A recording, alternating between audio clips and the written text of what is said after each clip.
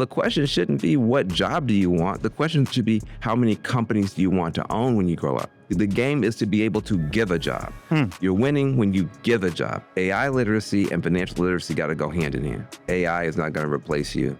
Somebody knows how to use AI is going to replace you. What's up, guys, and welcome to Financial Freestyle here on Yahoo Finance, and it's your boy, Ross Mack. Listen, no matter where you're at in your financial journey, you can never stop learning, and that's why I got a very, very special guest. And this guest actually needs no introduction, man. You've seen him on CNN, phenomenal entrepreneur, lawyer, best-selling author, the list goes on, but I just want to say thank you to the infamous Van Jones for being here. It's an honor, brother. I'm proud to be here on the freestyle. I just want to say, right, to the people, we obviously see on CNN quite often, but who is Van Jones outside of just the political giant, so to speak? Willie's son. I love that. Willie's son, Willie Jones.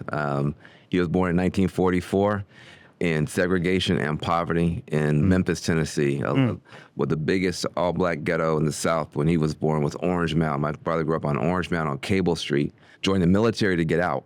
Everybody in the 60s, everybody was trying to get out the military. My dad tried to get in, got in the military, got out, put himself through college, a little black college called Lane College in Jackson, Tennessee. Then he married the college president's daughter because my dad had it like that, and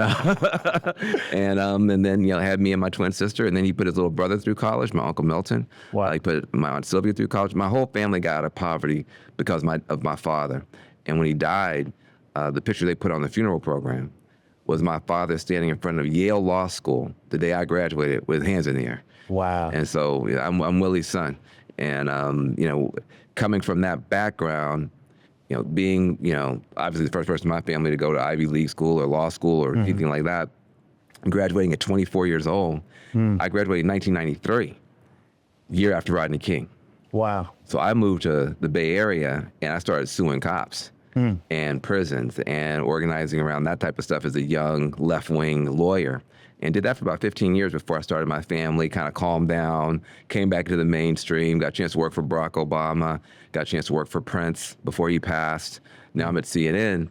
But, when I look back on my journey now, just turned 56 years old, from where my father started to where he's allowed me to get to, it's a phenomenal journey, man. And I'm familiar with your work in terms of, being able to actually track those bad cops at that time. And so I think that was the first of its kind. Yeah, right? I was the first person to use a relational computer database attached to a hotline to track problem officers, precincts, and practices in the 90s, back when that was considered really radical and also very technologically forward.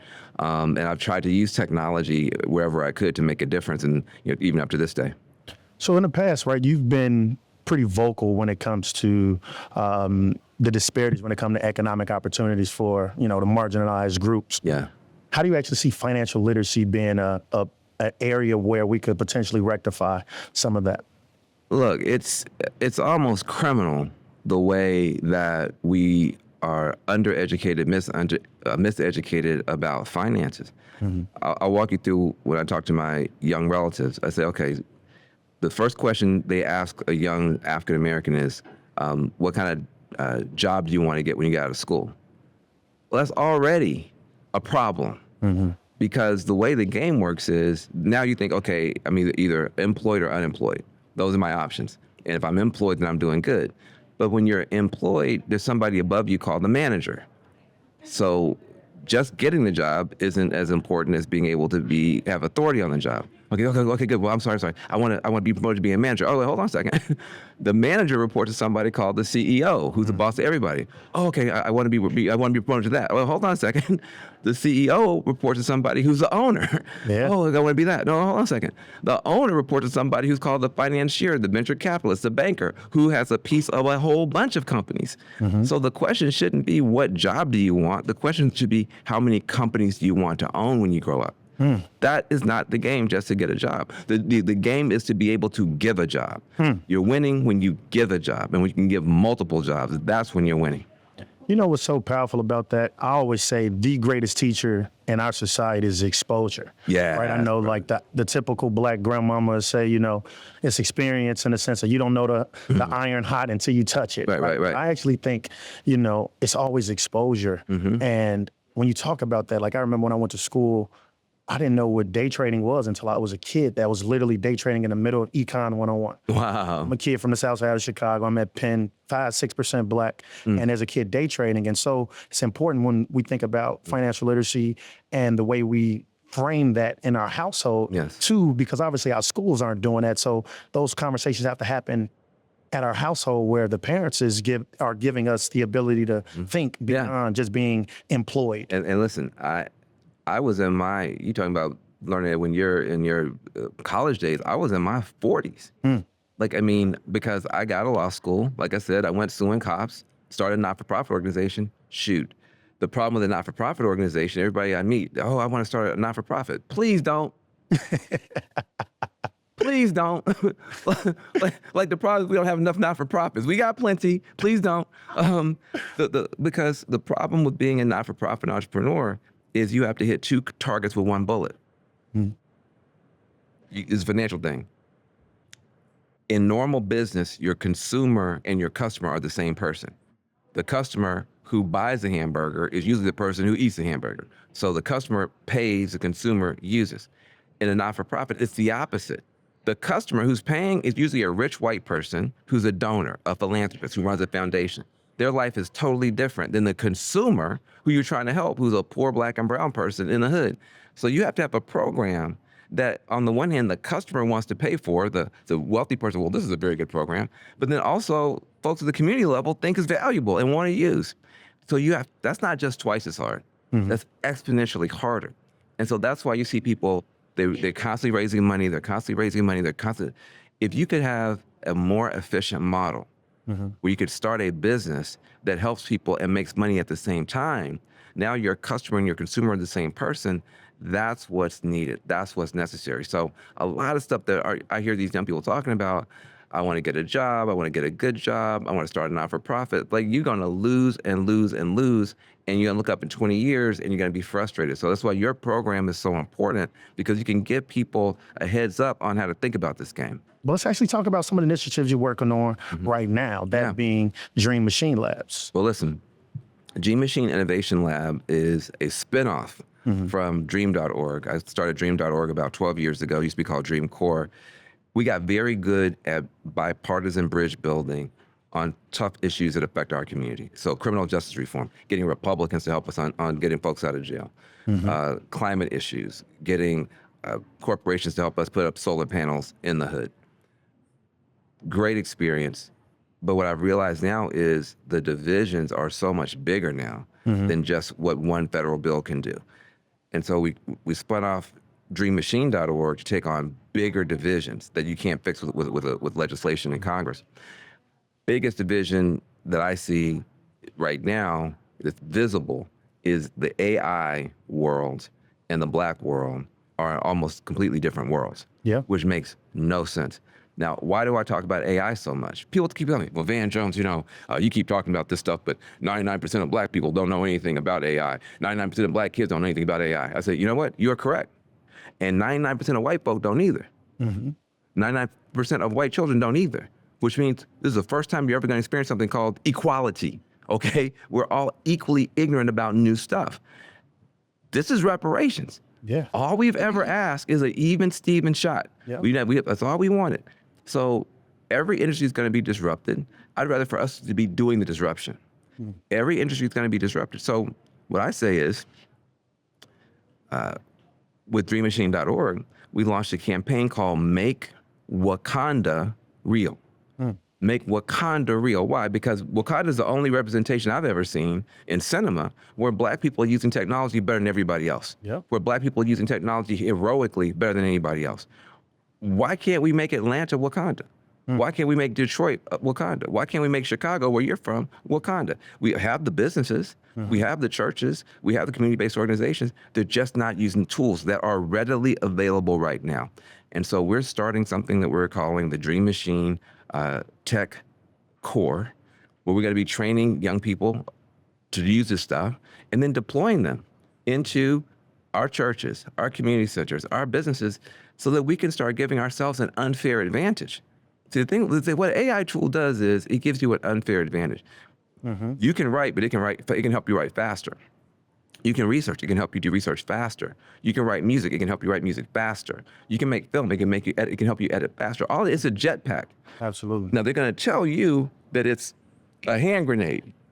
It's gonna be racist against you, it's gonna take your job and put you in a fear mindset. Absolutely. That is the worst mindset to deal with the future. It's from a place of fear. You need to deal with the future from a place of faith, vision, direction, and purpose. Now, this is got to go alongside of financial literacy now. Yeah. AI literacy and financial literacy got to go hand in hand. Well, listen, you guys don't go anywhere. We're going to take a quick break. We're going to get back to talking more about AI and how it's going to continue to revolutionize the world we live in. Don't touch that dial. We'll be right back with Van Jones. All right, guys, welcome back to Financial Freestyle here on Yahoo Finance. It's your boy, Ross Mack, and we're getting into some real gritty stuff right now talking about AI, and I think it's important. It's an important conversation, and it's definitely the next frontier. Do you use it? Are you hip to it yet? Or? I use AI every day. Tell me. At a minimum, right, I'm using ChatGPT, and I think that, you know, and I hate when you get the bad press about what AI is, right? You got Jensen Huang is telling you, look, AI is not going to replace jobs. People who know how to use AI will. And so that's the thing. You got to use it as an adversary. You got to use it as something that's going to help your skill set, as opposed to like, oh, I don't want to be dumb because I'm using a machine to think. No, the reality is moving forward, I think one of the top jobs, there will be courses on this. People will be able to concentrate on this and insert any top university on AI prompt.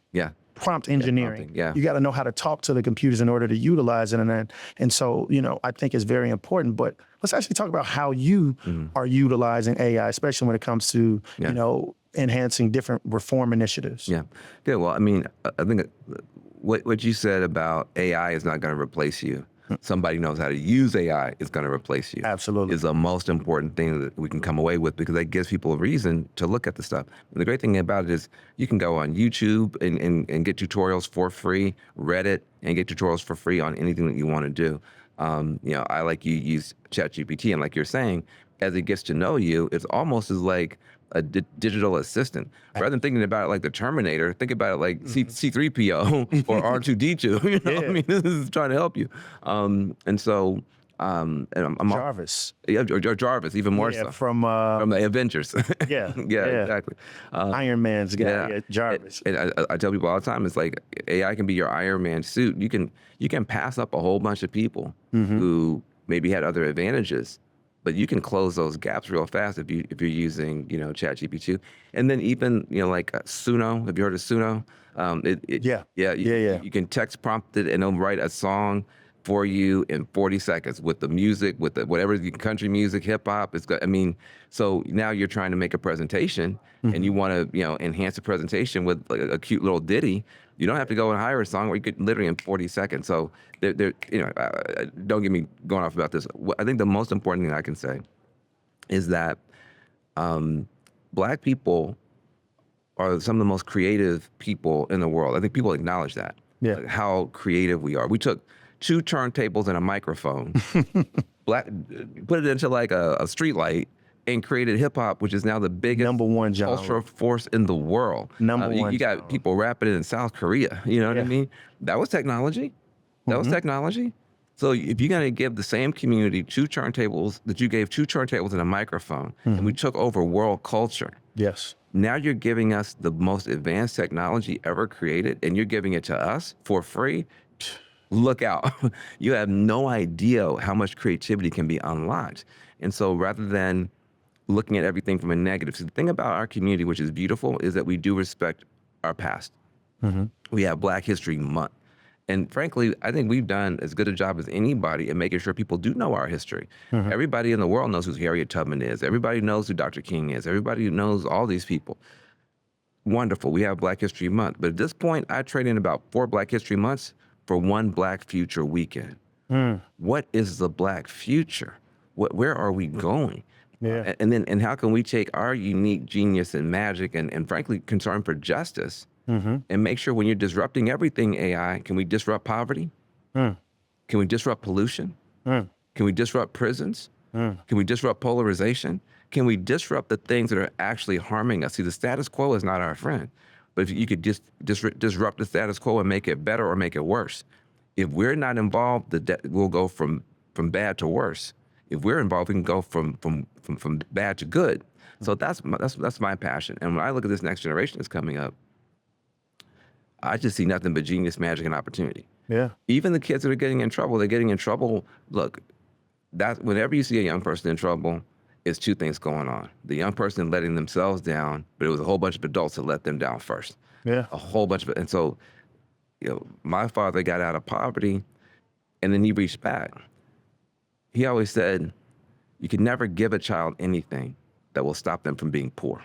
I said, what? I said, Daddy, what you talking about? That sounds crazy. You can give them money. If you give a child money, it'll stop them from being broke. But if they're poor in their skills, if they're poor in their mindset, if they're poor in their abilities, they'll be broke again tomorrow. He said, every poor child has a responsibility to climb the ladder out of poverty on their own efforts, because then they can never be poor again. He said, but every adult has a responsibility too, to make sure every kid has a ladder to climb. Okay? So the kids got to climb the ladder, but the adults got to make sure that the ladder is there to be climbed. And so what I'm trying to do with dreammachine.org is to make sure that the AI ladder is there for our kids to climb. We're partnering with CodePath. If you haven't heard of CodePath, you can delete everything else I just said. Just look up codepath.org. Started by a brother named Michael Ellison. Grew up half homeless. Dad was in and out of prison. But some kids, no matter what you do to them, they're going to succeed. That's Michael Ellison. And he wound up being on the ground floor of a technology company, taught himself, technology company that sold for $1 billion. He got a piece of that money. Turns around, starts CodePath, and now he is using CodePath to teach not only people how to use AI, but he's teaching professors how to teach AI all on the same platform. Laurene Powell Jobs just gave him $30 million because he's so effective at getting computer science departments ready to teach our kids. So this is the future. So now if you pair what CodePath is doing with AI literacy, with what John Hope Bryant is doing with financial literacy, that's a double barrel shotgun pointed toward a future that we want. I got to say, John Hope Bryant, I've known him since before he was famous and before he was rich. And we were young fellows at the World Economic Forum. I never heard of him, he had never heard of me.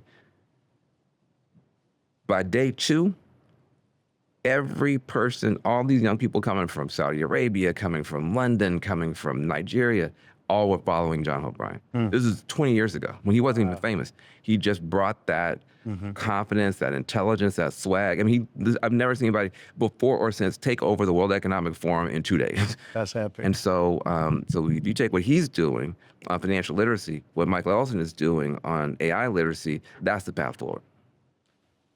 That was remarkable, right? I think when you talk about AI, you can't fake that passion, right? And I think we talked a little bit off camera about, when we think about the future, it's like, in hockey, you don't skate to where the puck is, you skate to where it's going. And obviously the future is AI, right? You literally, like I think I said it earlier, but Bill Gates, who gave us the computer, is saying, no, the most impactful technological advance of our lifetime is AI. And so I think it's best to definitely utilize it as a peer, right? How do you can build a website in minutes by just talking to AI. You can become a graphic designer with Midjourney in minutes, right? And so I think it's important that we continue to leverage it.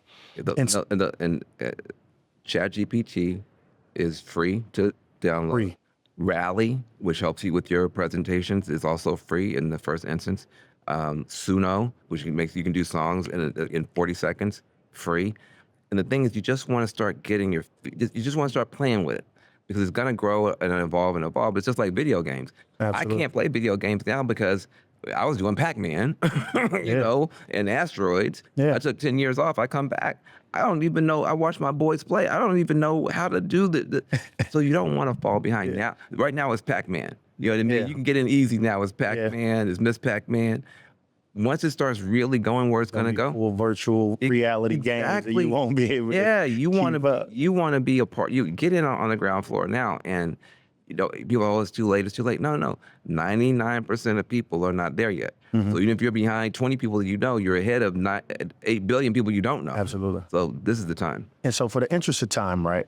Obviously, you've been around some of the most influential people in the world. I have. Interviewed some of them, et cetera. have. What are some of the best advice that you've either learned along the way? And maybe let's kind of think about it from a financial standpoint. You know, Jeff Bezos, as you know, made $100 million of charitable capital available to me, which I've been using to support groups like CodePath, Nice. like DreamMachine.org, and others. He said something to me. He said, you know, Van, every day is day one. I said, what? This guy is like, at the time he was the richest man in the world. I think now he's number 2. He had just sent himself and his brother in his own rocket ship that he built up to the edge of space and back. And, you know, is in love with this, you know, beautiful woman named Lauren Sanchez. His family's with him. Everybody's happy. Everybody's excited. We're on a ranch that he built in the middle of the desert so he could have a space camp for himself. Wow. And he goes, every day is day one. I wake up every day as if I have nothing. As if I've done nothing. What can I do today that will be impactful? Wow. So I'm thinking, like, imagine that now. And then I told him, I said, you know, just looking around, I said, you know, sometimes dreams come true. He goes, no, they usually come true. People just don't dream big enough. So usually you dream, oh, yeah, I hope I can pass this test. You know what I mean? I hope I can pay my rent. You know, and most of the time it happens. He just had bigger dreams. And so, you know, I work with Prince, and you know, he pushed me on ownership. You know, when I was on CNN, you know, he said, Van, you're on CNN. You sound like Yeah. He said, Van, you're on CNN. You don't own CNN. I'm not impressed. So here I am thinking, hey, you know, I got a TV show. I'm working with Newt Gingrich. I'm on the biggest platform for news in the world. Prince is like, no, you don't own it. You don't own it. So these are the types of just moments that I've had. But yeah, look, I got a chance to interview Oprah Winfrey. She is just a magical person. And the thing about her is she's magical. She knows she's magical, and she's generous with her magic. Some people magical, they know it, and they hold back. Yeah. Oprah Winfrey took my second son on a walk, just on a walk. I'm, you know, trying to keep up. I'm, you know, what they talking about? You know what I mean? Like, you know, she would cut me out. She put her arm in his arm. They went up this mountainside or whatever. I'm slipping, stumbling, trying to keep up. Hey, you know, she didn't listen to me at all. And my son changed Wow. just in that little, and I don't know what she said to him because he won't tell me. Wow. But he's showing up different in school. He's showing up different on the basketball court. I mean, so, you know, Inspiration. you know what I mean? So, you know, she knows she has magic. And she is so generous with it that even just she has no business. Look, I can't help Oprah Winfrey. You know what I mean? She's way up there. And my son certainly can't help her. But she literally just, she put some healing on him. So these are the types of things I think that when you'll be in the same situation when you get in these positions, you know, continue, you're never done until God calls you home. You're not done. Keep trying to grow. As long as you're reaching up to God and back to people, you're always going to have a great life. I just want to give a amazing, warm thank you to Mr. Van Jones for actually being here on Financial Freestyle. Guys, don't touch the dial. Make sure you're here next week. We're going to have another amazing guest. But once again, thanks to Mr. Van Jones. Thank you, brother. My man. This content was not intended to be financial advice and should not be used as a substitute for professional financial services.